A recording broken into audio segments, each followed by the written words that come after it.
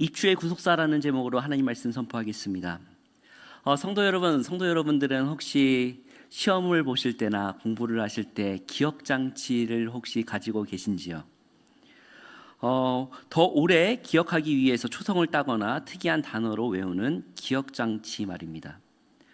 엊그저께 주일날 우리 목사님께서 설교하셨던 말씀이 있어서 저는 기억 장치가 뭐였냐?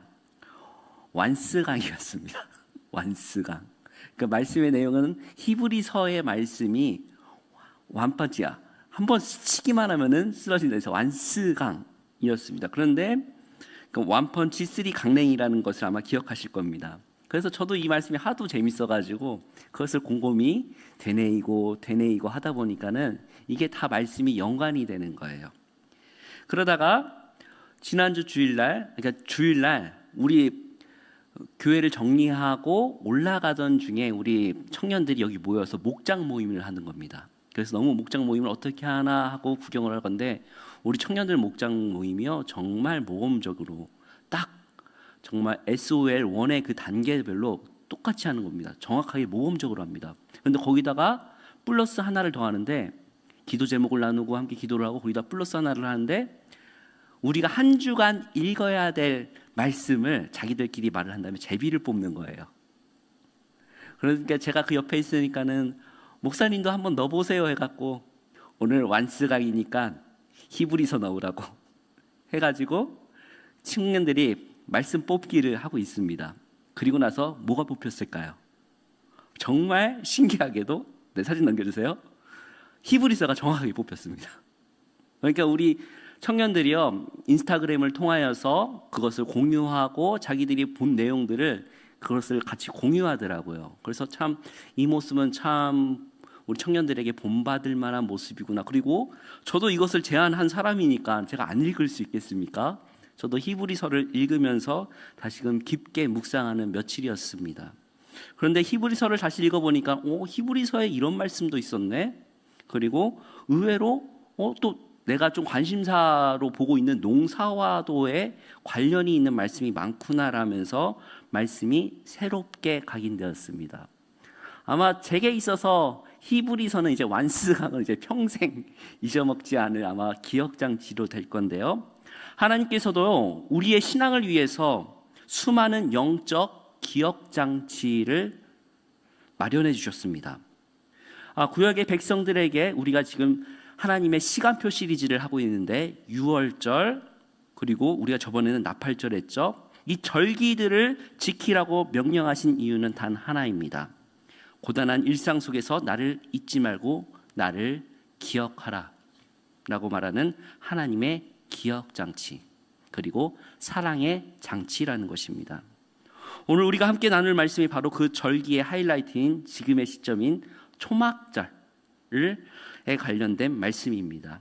우리가 계속해서 지금 하나님의 시간표 시리즈 중에서 히브리 종교력인 7월 티슈레이 달의 그 절기들을 지나고 있는데 저번에 제가 나팔절을 했습니다. 근데 자막을 띄어서 보시면 아시겠지만은 이 티슈레이 달에는 이 세 가지의 절기가 예수님의 구속사를 상징합니다.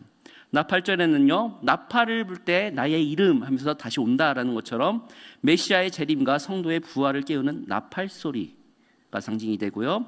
대속제일은 하나님의 앞에서 회개와 최후의 그 거룩한 심판을 의미합니다.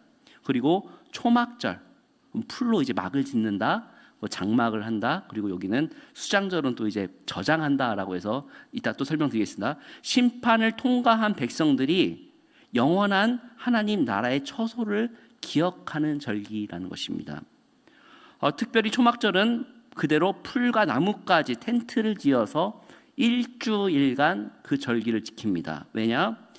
이스라엘 백성들이 광야 40년 동안 천막을 치고 나그네를 살았던 과거를 기억하기 위해서 지금도 야외나 베란다 또 옥상이나 초막 사진 한 장 더 띄워주세요. 그 절기를 지금도 유대인들은 지킵니다. 제일 좀 유대인들이 많이 지키는 스타일로 지금 사진을 가지고 왔는데요. 유대인들이 워낙 다른 나라에도 많이 살다 보니까는 각각의 모습에 맞춰서 최대한 모양은 좀 다르지만은 일주일간 저렇게 텐트를 치거나 아니면 상황이 안 되면은 베란다에다가도 저렇게 풀을 해서, 그래서 초막이라고 합니다. 초막. 그리고 텐트라고 해서 장막절, 그리고 수장절은 이 당시에 이제 맥주감사주의를 지키고 나서의 그거니까는 곡식을 거두고 저장한다라고 해서 한자로 수장절이라고 표현을 합니다. 그래서 이 기간 동안 유대인들은요, 손에 4가지 식물, 에그로트, 이거 좀 모가 비슷한 거고요, 그리고 종려나무, 그리고 하다스, 버드나무로 함께 묶어서 동서남북으로 흔들면서 기도를 하고, 그리고 성품도, 신앙의 길이도, 삶의 모습도 이 4식물이 하나로 묶어서 하나님 앞에서 서로의 약함을 안아주면서 공동체적인 연대 예배, 이 절기를 지키는 절기가 지금 바로 유대인들의 절기 중에서 초막절이다라는 것입니다. 이스라엘 백성이 출애굽한 직후로 최초로 진을 치었던 곳에는 이제 원래 이제 초막절이 이제 히브리어로 수카라고 하거든요. 수카. 근데 여러분들 이 어원이 어디냐면은 민수기 33장 5절에 초막절이 바로 숫곳에서 처음으로 이제 장막을 지키면서 지켰던 내용인데, 그 숫곳에서의 야영을, 그리고 그 초막을 기억하는 날이다라고 해서 수카라고 합니다. 초막절은 농경적으로는 한 해의 소출을 거두어 들이면서 저장하는 수장절이기도 하지만, 동시에 혹독한, 우리랑 그 기후가 다릅니다. 거기는 건기와 우기가 있습니다. 건기를 지나서 앞으로 시작될 농사를 위해서 하나님께 은혜의 비를 구하는 시기이기도 합니다. 그래서 실로암 못에서 물을 떠다가 마지막 날에 성전에다가 물을 붓고, 주님, 이른 비와 늦은 비를 우리에게 허락하여 주옵소서 해서 유수식을 행하면서 이렇게 간절히 기도하기도 합니다.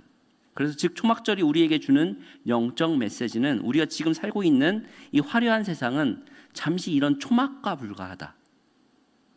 하나님과 함께하는 성도가 진짜 들어가야 될 거처의 영원한 처소는 오직 하나님의 나라이다 라는 것을 기억하는 절기라는 것입니다. 이 내용 그대로 예수님을 통해서 성취되었습니다. 이 초막절도. 그래서 어떻게 보냐면은 요한복음 1장 14절에 말씀이 육신이 되어 우리에게 거하심에, 이 거하심에가 하나님께서 우리 가운데 장막을 치셨다라는 것이고, 그리고 예수님께서 실제로 이 초막절에 어떻게 했냐, 실제로 그 초막절 마지막 날을 무슨 날이라고 하냐면요, 우리 요한복음 7장 37절을 한번 같이 보겠습니다. 예수님께서 실제 하신 날이에요. 시작. 명절 끝날 곧 끝날에 예수께서 서서 외쳐 이르시되 누구든지 목마르거든 내게로 와서 마시라. 나를 믿는 자는 성경의 이름과 같이 그 배에서 생수의 강이 흘러나오리라 하시니 아멘. 이 명절 끝날, 일주일을 지키는데 맨 마지막 날에, 큰 날이라고 돼 있죠. 이게 큰 구원, 호산나 라바라고 하거든요. 큰 구원의 날에 제사장들이 아까 말씀드린 것처럼 실로함에다가 물을 떠가지고 제단에다 붓습니다. 그런데 예수님께서 그 날에 뭐라고 하셨어요? 바로 내가 직접 생수의 강이다 라고 말씀하신 것이 바로 이 초막절에 성취하신 예수님의 모습이다. 생수의 강의 모습을 보이는 것이 바로 예수님이 이 초막절을 성취하고 그리고 말씀하시는 내용이라고 말씀드리겠습니다. 자, 여기까지는 제가 초막절에 대해서 기본적으로 말씀을 드렸습니다. 그런데 제가 오늘 왜 초막절 하면은 주로 우리가 모세오경을 얘기를 하는데 제가 왜 야고보서를 가지고 왔을까요?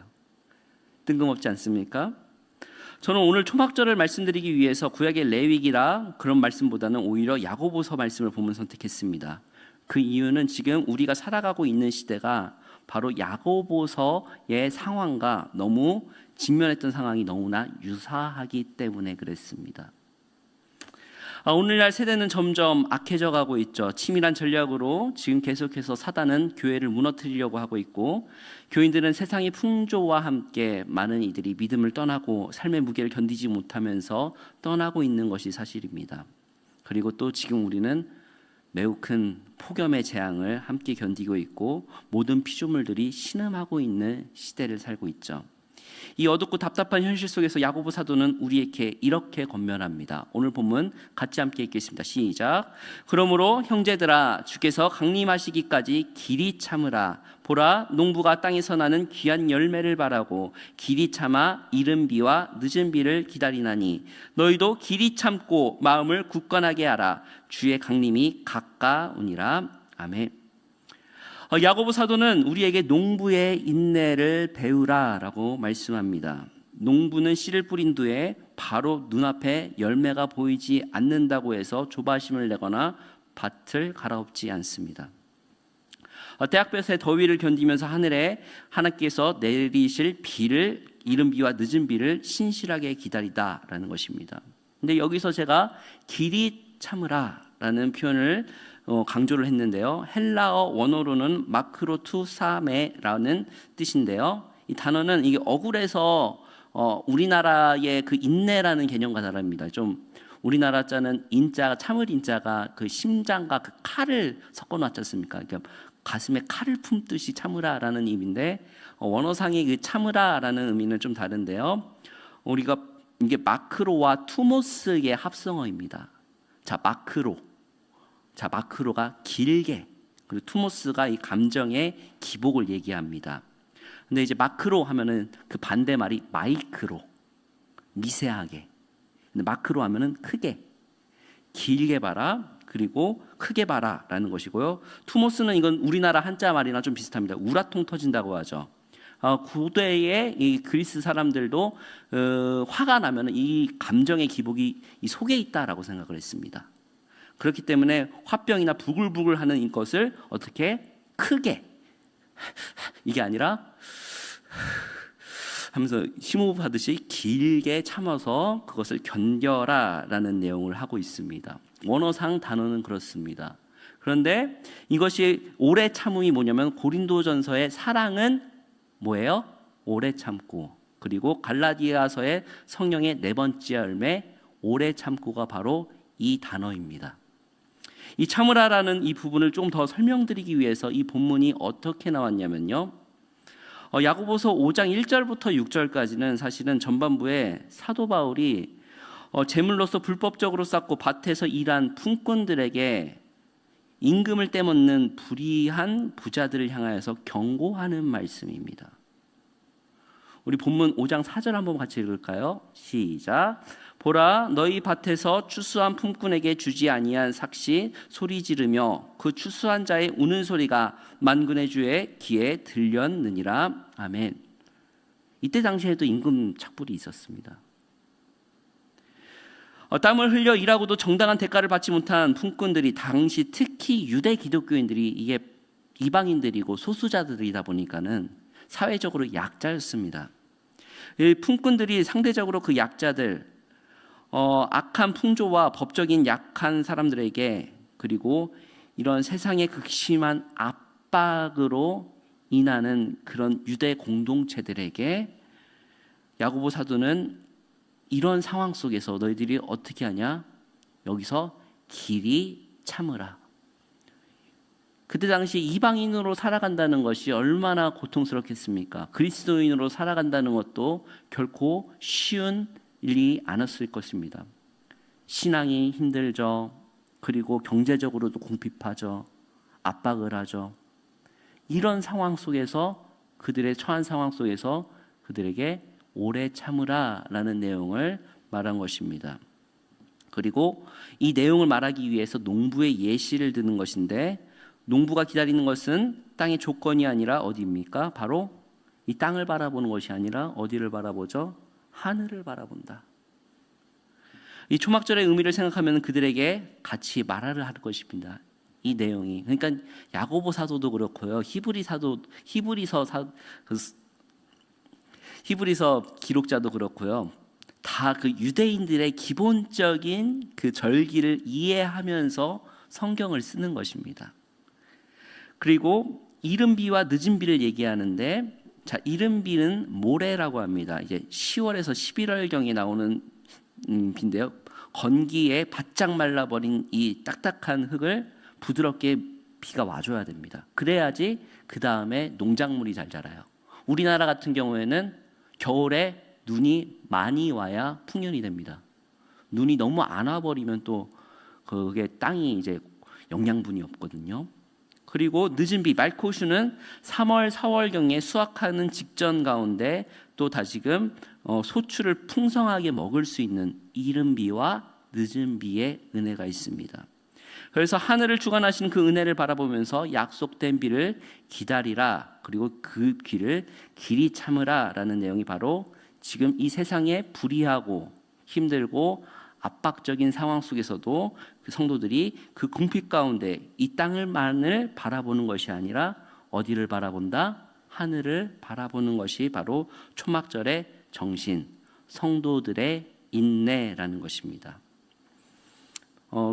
몇 번 말씀드린 것 같습니다. 시골에서 어쩔까 하면서 땅만 바라보면 그것이 한탄이 되지만 어쩔까요 하면서 하늘 한번 바라보면 그것이 무엇이 된다? 기도가 됩니다.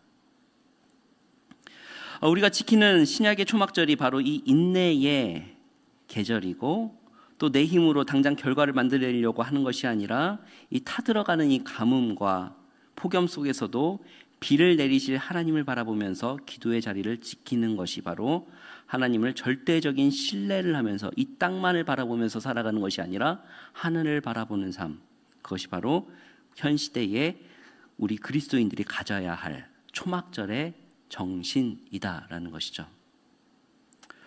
사랑하는 성도 여러분, 저는요 오늘 입추의 구속사라고 말씀을 제목을 졌습니다.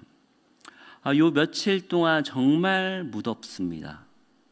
국가적으로 재난 문자가 발송되고 있고, 저는 폭염 중대경보라는 단어는 처음 봤습니다.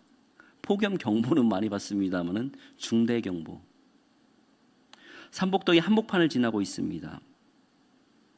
확실히 지금 동남아보다 지금 우리나라가 더 지금 뜨겁다라고 합니다.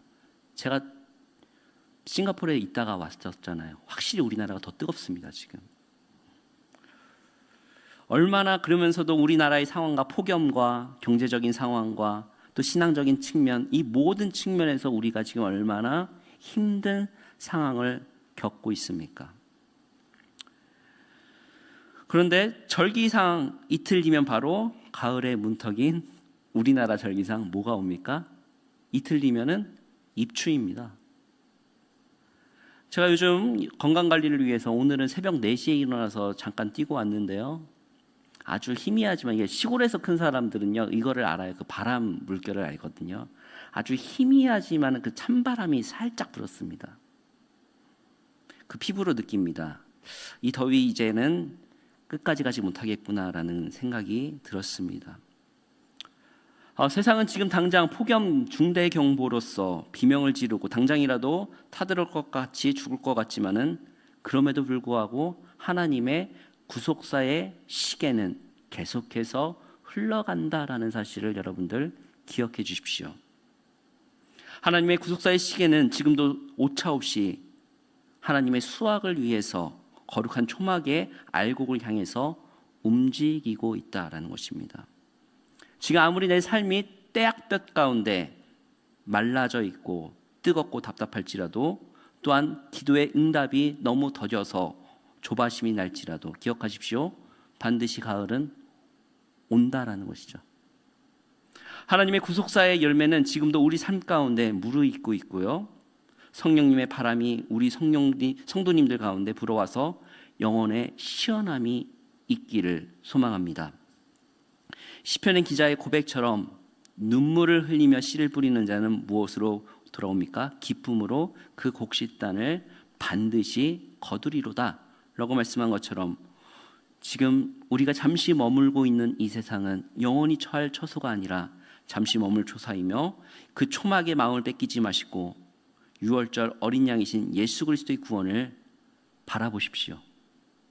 이 땅을 바라보면서 살아가면서 재앙을 바라보는 것이 아니라 이 땅보다 오히려 이 초막절의 정신으로서 하늘을 바라보면서, 하나님, 이른 비와 늦은 비를 우리에게 부어주사 성령의 바람과 성령의 물길로서 또 예수 그리스도의 생수의 강으로서 우리를 시원케 하소서라고 우리는 외쳐야 할 것입니다.